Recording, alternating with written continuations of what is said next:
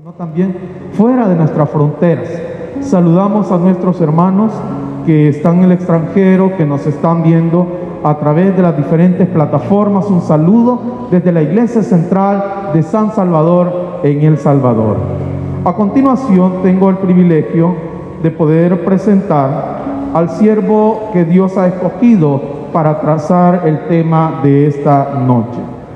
Esta noche está con nosotros el pastor Marcelo Javier Solís Mena. El pastor Marcelo Javier es de nacionalidad nicaragüense, está casado con una salvadoreña, tiene 2 hijos, uno de 5 y uno de 8 años. Tiene en el ministerio 20 años, 8 años de los cuales ha trabajado en Honduras y los 12 restantes ha estado acá en nuestro país. Ha trabajado en la Asociación Occidental, en la Asociación Central, ha sido capellán de la Escuela de Capacitación Adventista, ECAS, y actualmente está trabajando en la Asociación Paracentral, específicamente en el distrito de Sensuntepeque, Cabañas. También es departamental de Espíritu de Profecía, de Libertad Religiosa y de Relaciones Públicas o campus universitarios.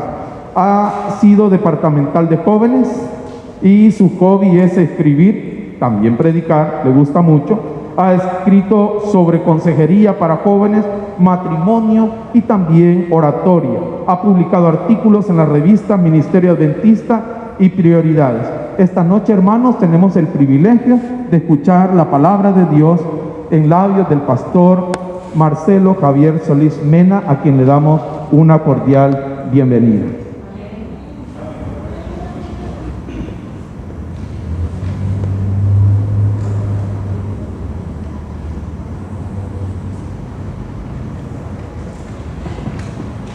Muchas gracias. Y es un honor saludarles a cada uno de ustedes en el nombre de Cristo Jesús. Me siento contento. Esta presentación que ha dado el hermano acerca de mi persona, bastante halagadora, pero quiero decirles que yo soy solamente un servidor de Dios, un servidor de ustedes, y sobre todas las cosas, un hermano en Cristo Jesús, para la gloria y la honra de nuestro Dios. Hermanos, en este momento yo quisiera que nos concentrásemos en la palabra de Dios, puesto que nosotros vamos a dedicar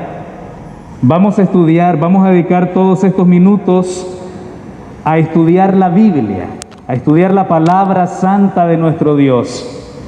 Se nos ha pedido compartir con ustedes este tema, los términos técnicos utilizados en la doctrina de la Trinidad.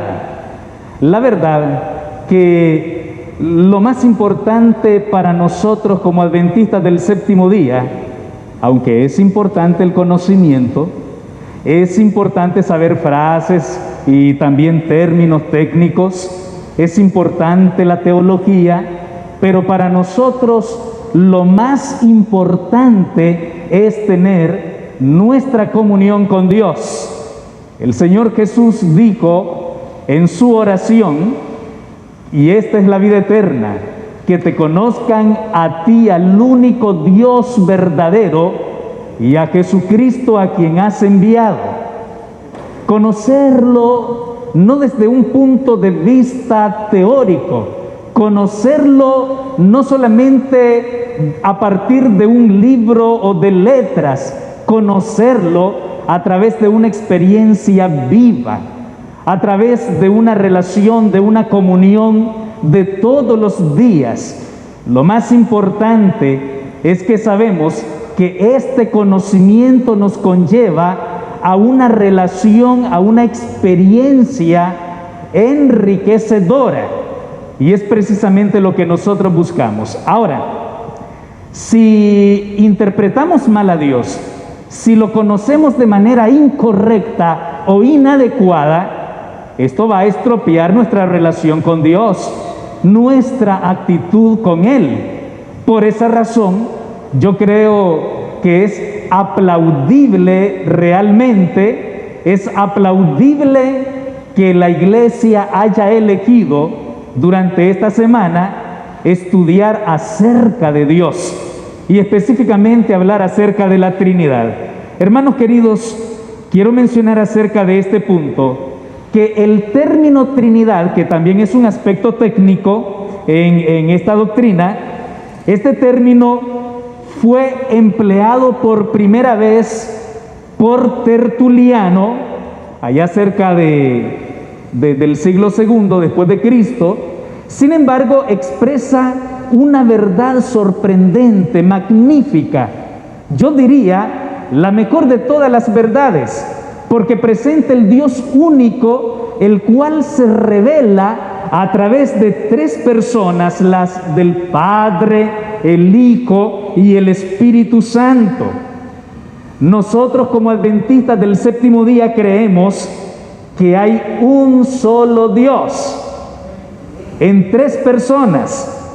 Un solo Dios, Padre, Hijo y Espíritu Santo, es una unidad de tres personas coeternas, coexistentes. Sabemos que Dios es inmortal, de hecho la Biblia dice que es el único inmortal. Sabemos que Dios es todopoderoso. Sabemos que Dios es omnisciente, omnisapiente y es superior a todos y es omnipresente. Él es infinito y mi pregunta es, ¿cómo puede la mente finita del ser humano tratar de comprender a un Dios infinito? Eso es imposible. Mas sin embargo Dios en su amor se nos ha revelado a través de su sagrada palabra, a través de la Biblia. Veamos este primer término de la Trinidad. Observen ustedes la unidad de esencia de las tres personas divinas. Primero, ustedes saben cómo inicia hablando la Biblia. La Biblia dice en Génesis 1:1, en el principio creó Dios los cielos y la tierra. Hay algo muy interesante con relación a la palabra hebrea que nosotros conocemos en español como Dios. La palabra hebrea se transcribe como Elohim. Y es muy interesante que este Elohim es una forma plural de Dios. Sin embargo, el verbo es singular. No dice crearon, dice creó. Pero está en plural Elohim. Ahora, hablando de ello, incluso el versículo número 2 incluye la presencia activa de Dios en la persona del Espíritu Santo en la creación. El versículo 26, luego Dios habla y dice, hagamos al hombre a nuestra imagen y a nuestra semejanza. Y después de la caída, Dios dice en Génesis 3:22, he aquí el hombre ahora es como uno de nosotros. Observan ustedes el plural ahí. Entonces, estamos viendo con claridad una unidad de la esencia de tres personas coexistentes. Ahora pensemos un rato en el Nuevo Testamento. Este presenta constantemente a las tres personas unidas. Estas tres personas están unidas en la obra de la salvación de la misma manera en que se manifestaron unidas en la creación.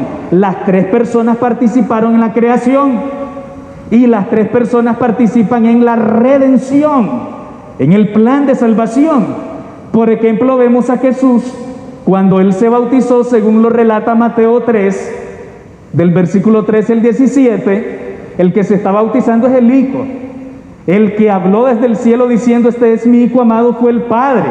Y el que descendió sobre él como paloma era el Espíritu Santo. También encontramos en Mateo 28:19, el mismísimo Señor Jesucristo ordena a sus seguidores, a sus discípulos, a bautizar en el nombre del Padre, en el nombre del Hijo y del Espíritu Santo.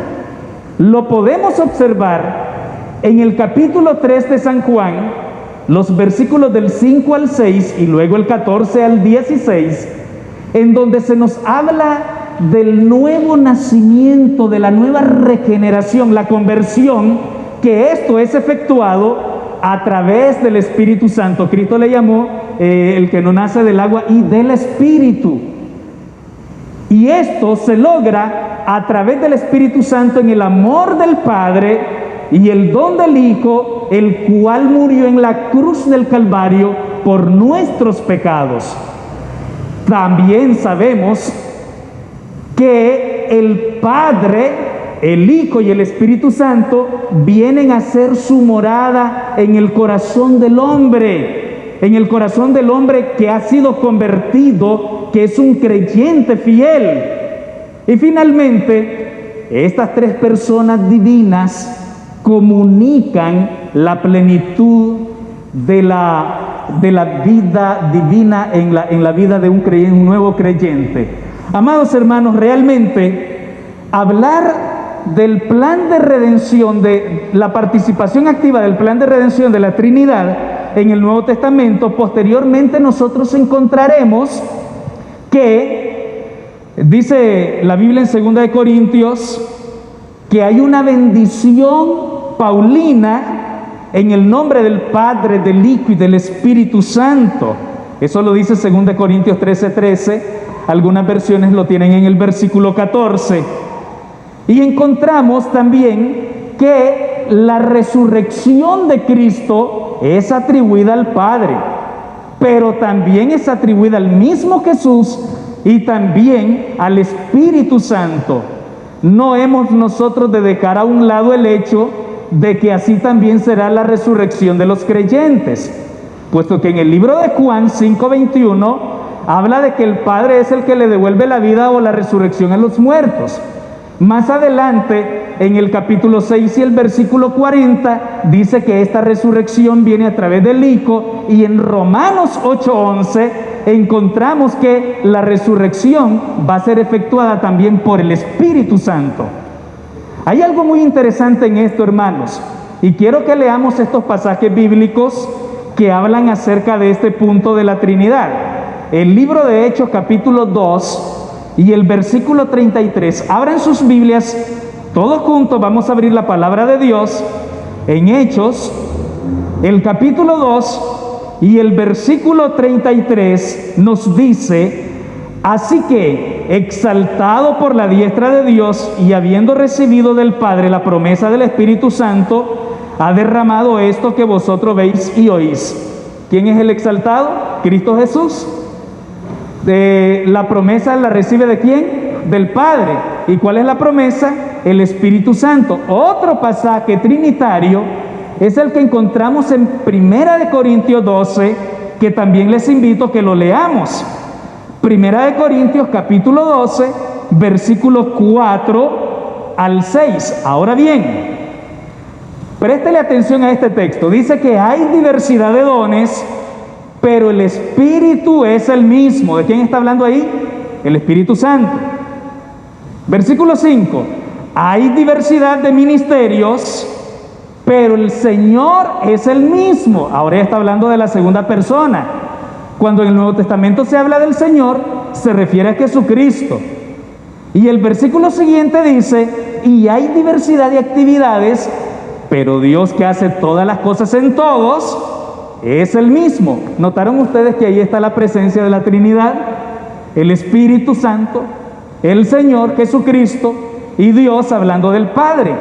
Podemos encontrar que en el libro de Efesios capítulo 4, los versículos 4 al 6, también dice: un solo cuerpo y un solo espíritu, como fuisteis también llamados en una misma esperanza de vuestra vocación.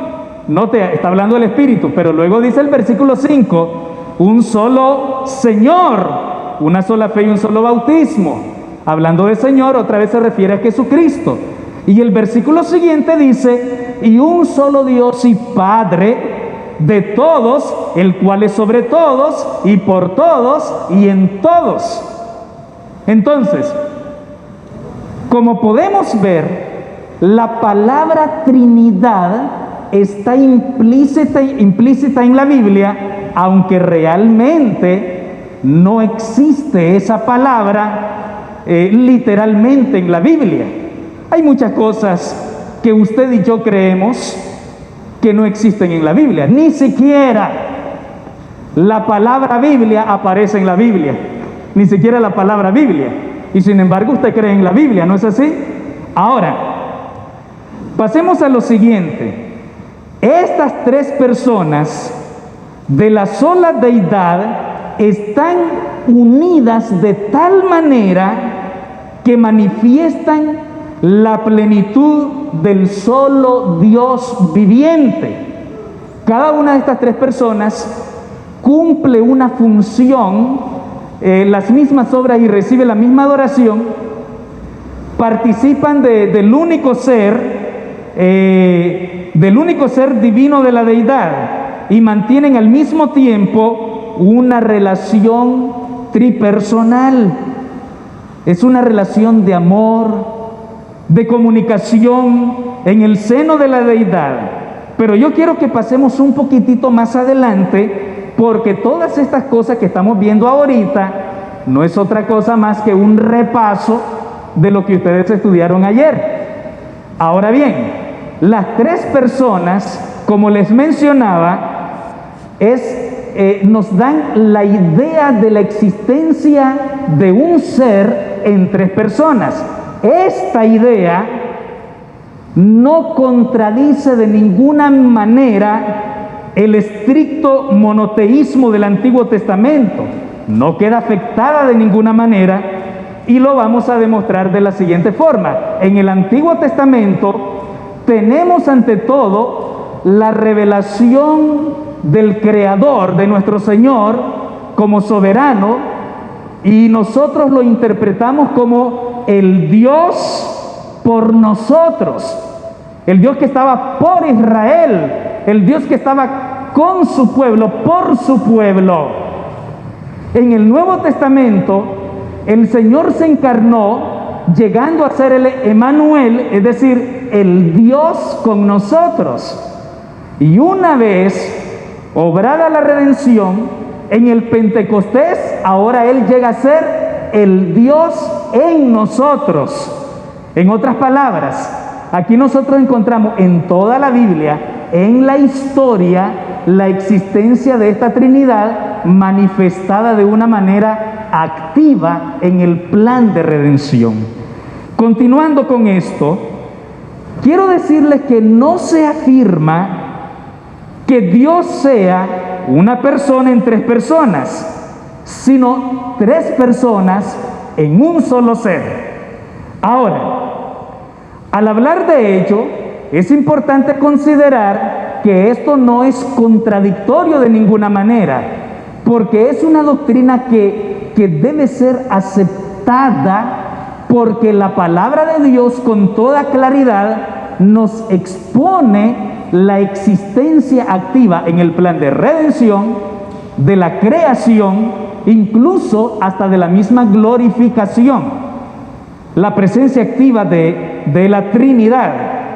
Sin embargo, pensemos un poquito en la unidad de Dios, la unidad de Dios, en contraste con los paganos o las naciones paganas que estaban alrededor del pueblo de Israel. En la existencia, nosotros, el pueblo de Dios, y nosotros también creemos en la existencia de un solo Dios, de un solo Dios. No somos nosotros triteístas, somos monoteístas trinitarios, pero no somos triteístas. ¿Qué significa triteísta? Creo que el pastor ayer lo explicó, ¿verdad? Triteísmo es que creen en la existencia de tres dioses. Nosotros creemos en un solo Dios que se manifiesta en tres personas. En el Nuevo Testamento en sí coloca el mismo énfasis en la unidad de Dios. Encontramos este énfasis monoteísta, el cual no contradice de ninguna manera el concepto cristiano del Dios triuno o Trinidad. Es decir, el Padre, el Hijo y el Espíritu Santo más bien afirma que no existe un panteón de diversas divinidades. Nosotros no somos ni triteístas ni politeístas. Si nos vamos un poco más adelante al texto, el texto por excelencia del monoteísmo, está en el libro de Deuteronomio, capítulo 6 y versículo 4. Bueno, ahí lo puse en hebreo para que lo conozcamos, pero textualmente ustedes ya saben lo que dice ese texto. Es la famosa Shema. Oye, Israel, Jehová nuestro Dios, Jehová uno es. Jehová uno es. Ahora, pensemos por todos lados. ¿Cuántas veces aparece el nombre de Dios ahí? Jehová uno. Nuestro Dios, Jehová uno es. Jehová, Dios, Jehová uno es. Ahora, esta palabra uno, que en hebreo se leería como echad, es una palabra uno entre otros en una unidad acoplada o compartida. Uno que comparte la existencia con otros. Es decir, varias personas que forman un solo Dios, creemos en un solo Dios. Ahí diría Shema Israel Adonai Elohunu Adonai Echad. Esa palabrita Echad es uno, pero en esencia es uno de una unidad compartida. No está hablando de un uno como único, sino un uno en una esencia compartida.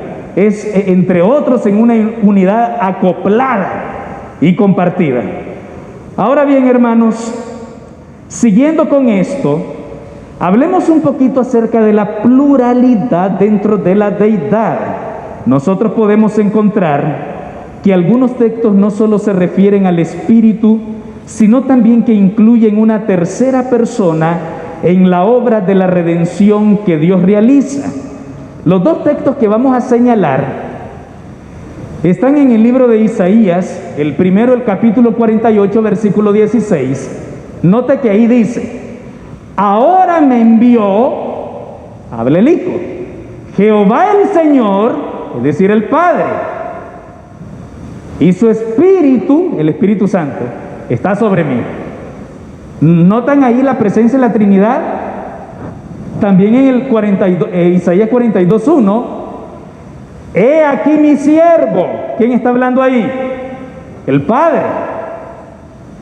He puesto sobre él. ¿Él quién? El siervo. ¿Quién es el siervo? El Hijo. He puesto, ¿qué cosa? Mi espíritu.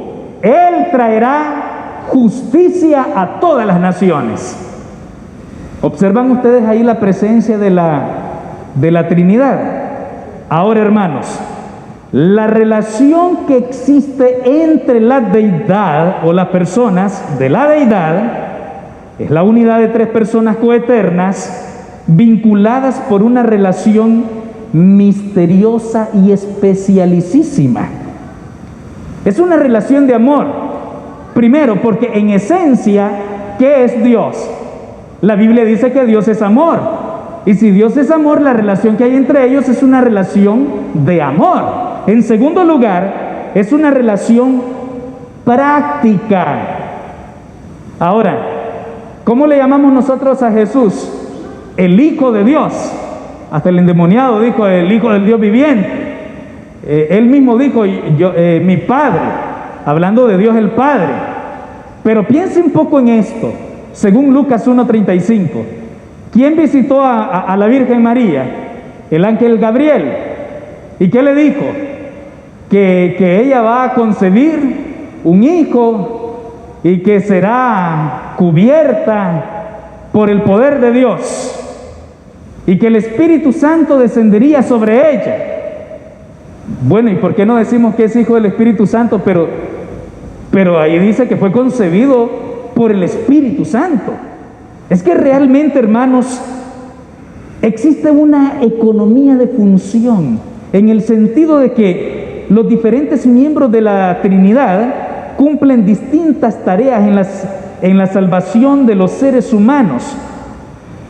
Nosotros podemos encontrar, así hablándolo ya en palabras muy sencillas, ¿quién efectuó el plan de redención?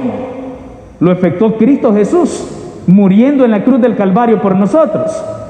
¿Quién es el que convence de pecado, justicia y juicio para que yo me arrepienta y sea salvo? Es el Espíritu Santo. ¿Y quién es el que me otorga el perdón y me viste de su gracia? Es el Padre. Entonces podemos observar cómo está implícita la actividad, la actividad práctica de la Trinidad en el plan de redención.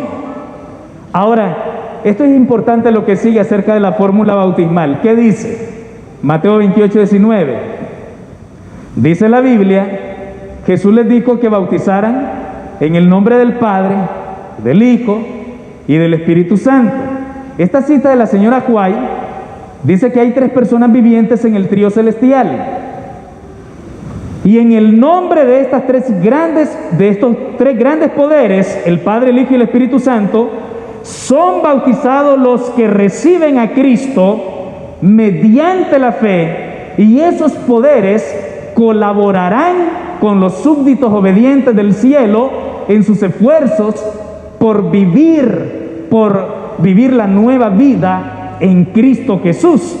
Pero hablando de ello, mis hermanos, es importante mencionar que la iglesia primitiva, siguiendo la orden de Jesús, acostumbraban bautizar en el nombre del Padre, del Hijo y del Espíritu Santo. Sin embargo, la Biblia, en el libro de los Hechos de los Apóstoles, hace un marcado énfasis en el nombre de Cristo Jesús. Y ahí es donde se confunden algunas personas y dicen, no, es que vamos a bautizarnos solo en el nombre de Cristo. ¿Por qué aparece ese registro de énfasis en el nombre de Cristo?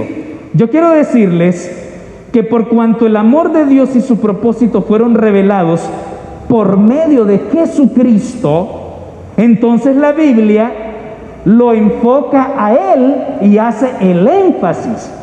Pero eso no quiere decir que no bautizaban en el nombre del Padre, del Hijo y del Espíritu Santo, siguiendo la orden de Jesús. ¿Por qué hace ese énfasis? Veamos a continuación cuántas cosas hizo Cristo Jesús. Miren, Cristo Jesús es la esperanza a la que apuntaban los sacrificios y las festividades del Antiguo Testamento. Cristo es el que ocupa el lugar prominente en los evangelios. Cristo es las buenas nuevas, la bendita esperanza que proclamaron los discípulos. ¿A quienes proclamaron? El mismo apóstol Pablo decía, nosotros predicamos a un Cristo viviente, el Cristo crucificado, resucitado y próximo a venir. El Antiguo Testamento apuntaba a su venida futura. El Nuevo Testamento testifica de su primer advenimiento y también con más esperanza, mirando a la esperanza hacia su segundo retorno. Entonces, ¿de qué habla la Biblia? ¿Cuál es el personaje central de toda la Biblia? ¿Cuál es el énfasis de la Biblia? El énfasis es Cristo Jesús, el Emmanuel, el Dios con nosotros, el Salvador, Cristo, el mediador entre Dios y nosotros, nos une de este modo a la deidad. Observen, Él dijo, yo soy el camino, la verdad y la vida. Las buenas nuevas están centradas en una persona y no solo en una práctica. Tiene que ver con una relación y no solo con reglamentos, puesto que el cristianismo es Cristo. En Él encontramos el corazón, el contenido y el contexto de toda la verdad de la vida.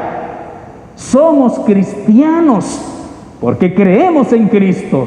La persona más importante de nuestra vida es Cristo Jesús. ¿Y por qué digo Cristo? Porque la única manera de llegar al Padre es Cristo Jesús. No hay otra manera. Pero la única manera de llegar a Cristo es el Espíritu Santo. Amén. Ahora, hermanos, al mirar a la cruz, contemplamos el corazón de Dios. Sobre ese instrumento de tortura, el Señor derramó su amor por nosotros. A través de Cristo, el amor de la deidad llena nuestros dolientes y vacíos corazones.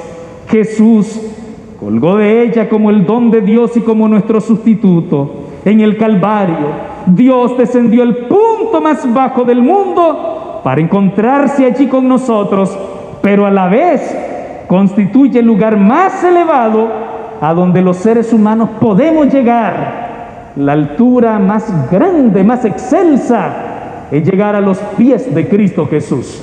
Amén.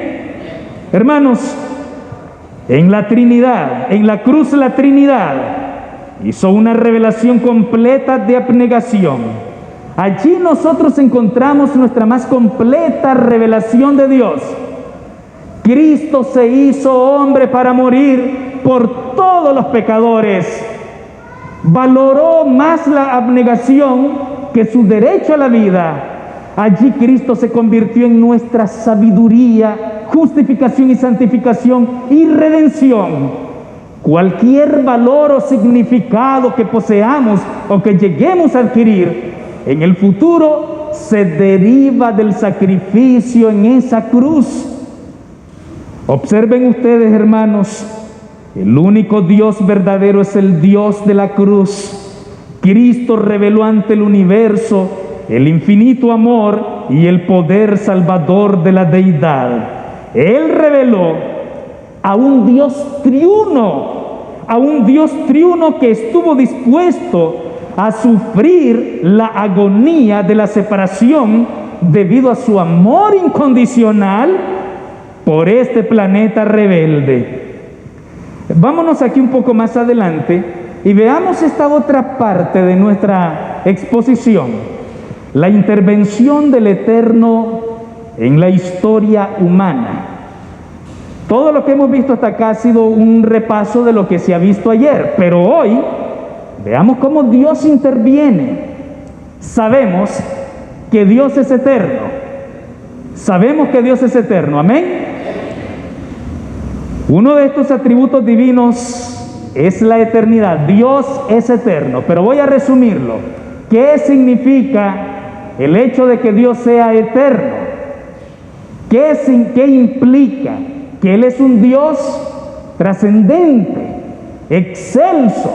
Eterno significa que no tiene principio ni fin. Él existe desde la eternidad hasta la eternidad. Sin embargo, la idea de eternidad, la primera idea que se advierte es que las palabras traducidas usualmente como eternidad tienen un claro significado temporal. Veamos acá estas dos palabras en el Antiguo Testamento, olam, y en el Nuevo Testamento, aion, que significa básicamente un tiempo o duración, refiriéndose a un periodo de tiempo limitado o ilimitado. Pero Dios es eterno. Nosotros somos mortales, finitos. No. Ahora, les voy a hacer una pregunta y voy a ir resumiendo y no voy a apegarme tanto a la presentación. Vámonos un poquito más adelante, por favor. Más adelante, hasta donde usted vea Génesis 1:1. Vamos a irnos a Génesis 1:1 otra vez. Busquemos Génesis 1:1. Adelante, busquémoslo en la Biblia. Ahí en la presentación lo va a encontrar. Dele más adelante, más adelante. Génesis 1:1 dice: en el principio creó Dios los cielos y la tierra.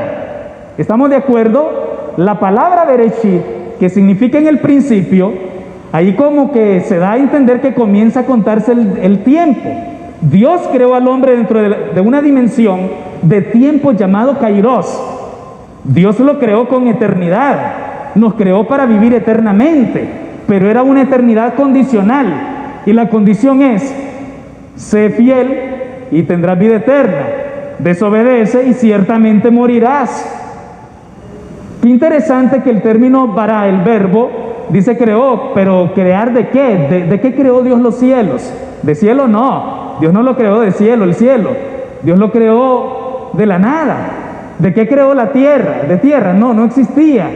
Dios la trajo a la existencia por su palabra. Aquí más adelantito, el libro de Hebreos 11:3, nosotros por la fe entendemos que por su palabra fue creado el universo. Ahí es lo que dice eso. Y no tengo la palabra aionas, que habla del comienzo de un tiempo eternal, todo lo que Dios creó con propósitos eternos. Pero más adelantito encontramos que el ser humano cae en un estado de degradación o de muerte cuando él peca. Démosle más adelante, un poquito más, por favor. Encontramos un poquito más, encontramos acá, hermanos, el Génesis 1:1, cuando Dios está en la eternidad, en una dimensión eterna, fuera del tiempo humano, fuera del tiempo histórico, fuera de nosotros, inalcanzable diríamos. Él es el excelso. Si dice Génesis, Bereshit, en el principio, la pregunta es: ¿y qué había antes del principio? Antes del principio, antes que se empezara a contar el tiempo, pues lo que había era el aión, es decir, la eternidad, allí donde habita Dios. Y cuando Dios crea en el Kairos a Adán y Eva, los creó sin pecados.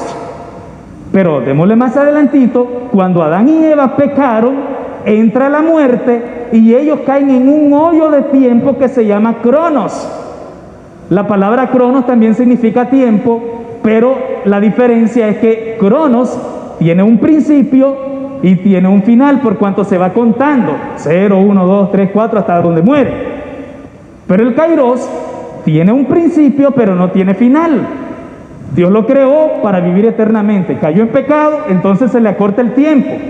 Ahora Dios lo saca del hoyo del Cronos y lo rescata otra vez al Kairos mediante la redención de Cristo Jesús.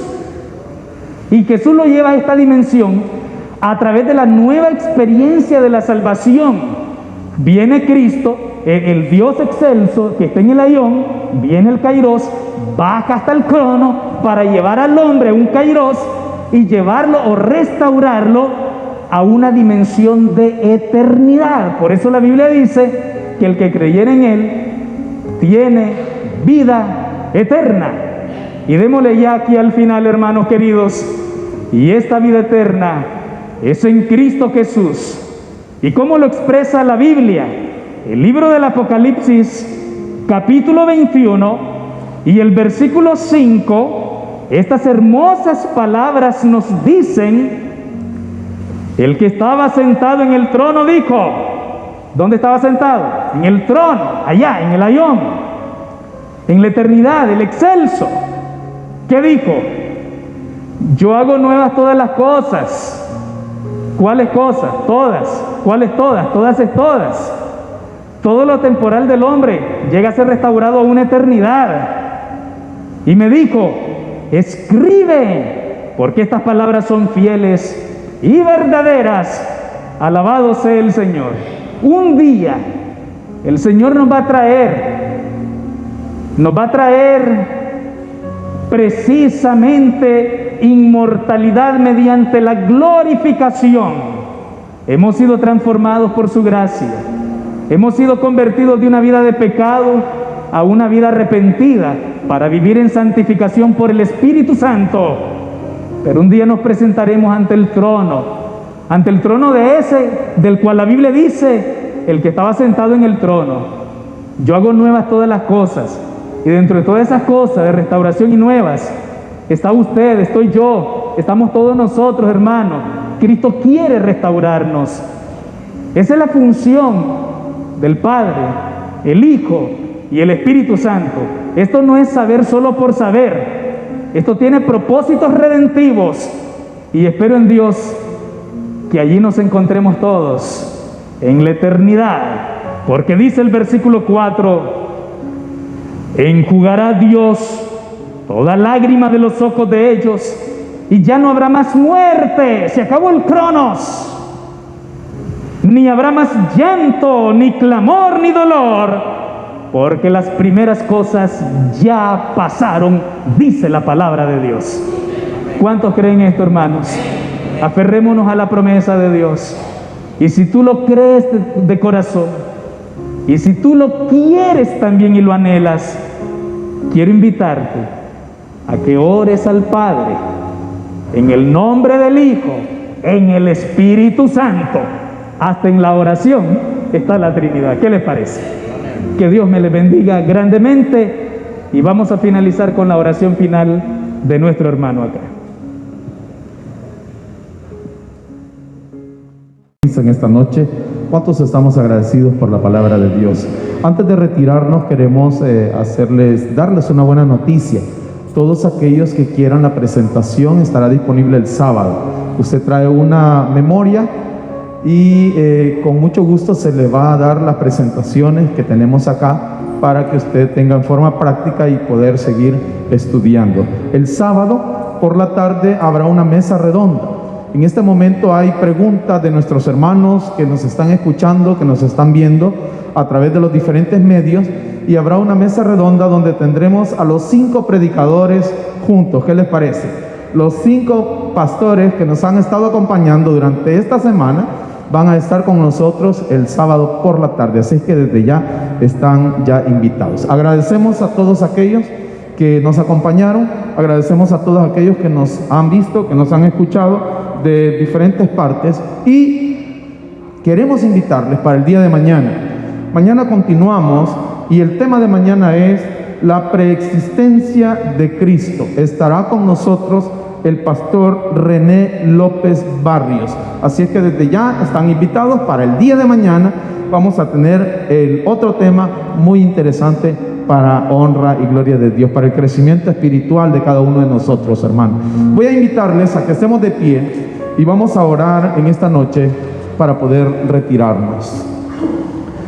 Padre nuestro que estás en el cielo, te damos gracias, Señor, en esta noche, porque no hay duda que tu Santo Espíritu ha hablado a nuestro corazón. Gracias, Señor, por el amor que tú tienes por tus hijos. Gracias, Señor, por mostrarnos el camino. Señor, en esta noche te pedimos que nos cuides y que nos guardes, que nos acompañes en nuestro camino y que nos lleves con bien hasta nuestros hogares. Padre, te lo pedimos todo en el nombre de Cristo Jesús. Amén. Amén. Tengan una feliz noche, hermanos. Que el Señor les bendiga.